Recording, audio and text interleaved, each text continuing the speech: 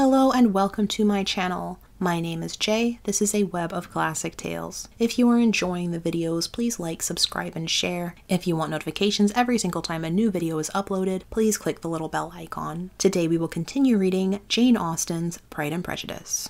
Had Elizabeth's opinion been all drawn from her own family, she could not have formed a very pleasing opinion of conjugal felicity or domestic comfort. Her father, captivated by youth and beauty, and that appearance of good humour which youth and beauty generally give, had married a woman whose weak understanding and illiberal mind had very early in their marriage put an end to all real affection for her. Respect, esteem, and confidence have vanished forever, and all his views of domestic happiness were overthrown. But Mr Bennet was not of a disposition to seek comfort for the disappointment which his own imprudence had brought on in any of those pleasures which too often console the unfortunate for their folly or their vice. He was fond of the country and of books, and from these tastes had arisen his principal enjoyments. To his wife he was very little otherwise indebted than as her ignorance and folly had contributed to his amusement.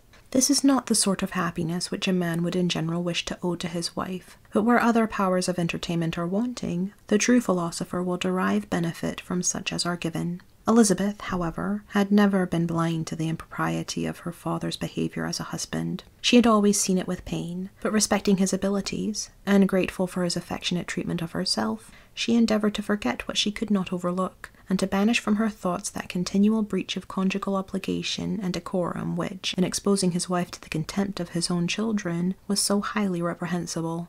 But she had never felt so strongly as now the disadvantages which must attend the children of so unsuitable a marriage, nor ever been so fully aware of the evils arising from so ill-judged a direction of talents which, rightly used, might at least have preserved the respectability of his daughters, even if incapable of enlarging the mind of his wife. When Elizabeth had rejoiced over Wickham's departure, she found little other cause for satisfaction in the loss of the regiment. Their parties abroad were less varied than before, and at home she had a mother and sister whose constant repinings at the dullness of everything around them threw a real gloom over their domestic circle. And, though Kitty might in time regain her natural degree of sense, since the disturbers of her brain were removed, her other sister, from whose disposition greater evil might be apprehended, was likely to be hardened in all her folly and assurance by a situation of such double danger as a watering-place and a camp. Upon the whole, therefore, she found, what has been sometimes found before, that an event to which she had been looking with impatient desire did not, in taking place, bring all the satisfaction she had promised herself. It was consequently necessary to name some other period for the commencement of actual felicity, to have some other point on which her wishes and hopes might be fixed, and by again enjoying the pleasure of anticipation, console herself for the present, and prepare for another disappointment. Her tour to the lakes was now the object of her happiest thoughts. It was her best consolation for all the uncomfortable hours which the disconnectedness of her mother and Kitty made inevitable, and could she have included Jane in the scheme, every part of it would have been perfect. But it is fortunate, thought she, that I have something to wish for. Were the whole arrangement complete, my disappointment would be certain. But here, by carrying with me one ceaseless source of regret in my sister's absence, I may reasonably hope to have all my expectations of pleasure realized. A scheme of which every part promises delight can never be successful, and general disappointment is only warded off by the defence of some little peculiar vexation. When Lydia went away, she promised to write very often and very minutely to her mother and Kitty, but her letters were always long expected and always very short. Those to her mother contained little else than that they were just returned from the library, where such and such officers had attended them, and where she had seen such beautiful ornaments as made her quite wild, that she had a new gown, or a new parasol, which she would have described more fully, but was obliged to leave off in a violent hurry, as Mrs Forster called her, and they were going off to the camp. And from her correspondence with her sister, there was still less to be learnt, for her letters to Kitty, though rather longer, were much too full of lines under the words to be made public. After the first fortnight or 3 weeks of her absence, health, good humour, and cheerfulness began to reappear at Longbourn. Everything wore a happier aspect. The families who had been in town for the winter came back again, and summer finery and summer engagements arose. Mrs Bennet was restored to her usual querulous serenity, and by the middle of June Kitty was so much recovered as to be able to enter Meryton without tears, an event of such happy promise as to make Elizabeth hope that by the following Christmas She might be so tolerably reasonable as not to mention an officer above once a day, unless by some cruel and malicious arrangement at the War Office, another regiment should be quartered in Meryton. The time fixed for the beginning of their northern tour was now fast approaching, and a fortnight only was wanting of it, when a letter arrived from Mrs. Gardner, which at once delayed its commencement and curtailed its extent. Mr. Gardner would be prevented by business from setting out till a fortnight later in July, and must be in London again within a month. And as that left too short a period for them to go so far, and see so much as they had proposed, or at least to see it with the leisure and comfort they had built on, they were obliged to give up the lakes, and substitute a more contracted tour, and, according to the present plan, were to go no farther northwards than Derbyshire. In that country there was enough to be seen to occupy the chief of their 3 weeks, and to Mrs. Gardner it had a peculiarly strong attraction.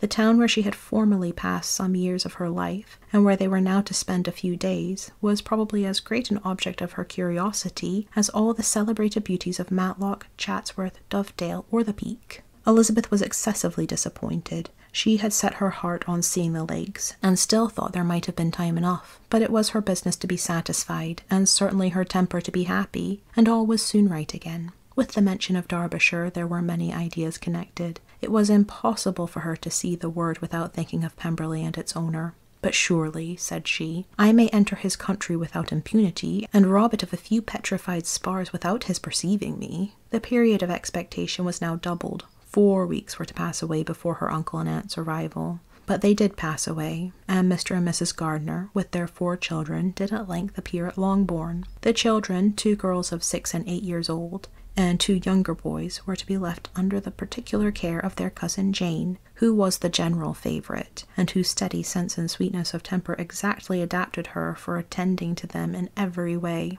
teaching them, playing with them, and loving them. The Gardners stayed only 1 night at Longbourn, and set off the next morning with Elizabeth in pursuit of novelty and amusement. One enjoyment was certain, that of suitableness of companions, a suitableness which comprehended health and temper to bear inconveniences, cheerfulness to enhance every pleasure, and affection and intelligence, which might supply it among themselves if there were disappointments abroad. It is not the object of this work to give a description of Derbyshire, nor any of the remarkable places through which their route thither lay. Oxford, Blenheim, Warwick, Kenilworth, Birmingham, etc., are sufficiently known. A small part of Derbyshire is all the present concern. To the little town of Lambton, the scene of Mrs. Gardner's former residence, and where she had lately learned some acquaintance still remained, they bent their steps. After having seen all the principal wonders of the country, and within 5 miles of Lambton, Elizabeth found from her aunt that Pemberley was situated. It was not in their direct road, nor more than a mile or 2 out of it. In talking over their route the evening before, Mrs. Gardner expressed an inclination to see the place again. Mr. Gardner declared his willingness, and Elizabeth was applied for her approbation. "My love, should not you like to see a place of which you have heard so much?" said her aunt. "A place, too, with which so many of your acquaintances are connected. Wickham passed all his youth there, you know." Elizabeth was distressed. She felt that she had no business at Pemberley, and was obliged to assume a disinclination for seeing it.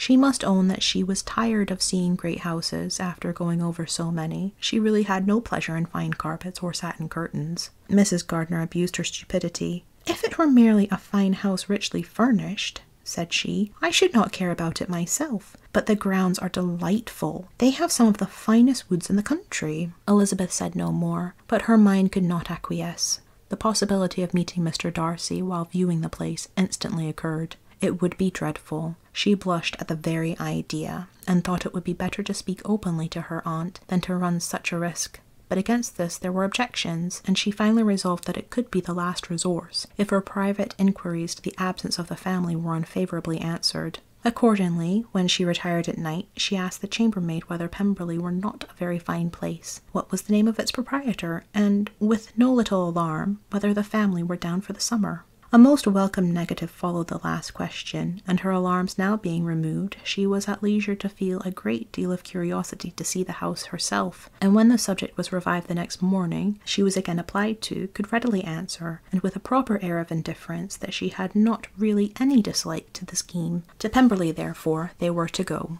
Thank you for listening. This has been Jane Austen's Pride and Prejudice, Chapter 42.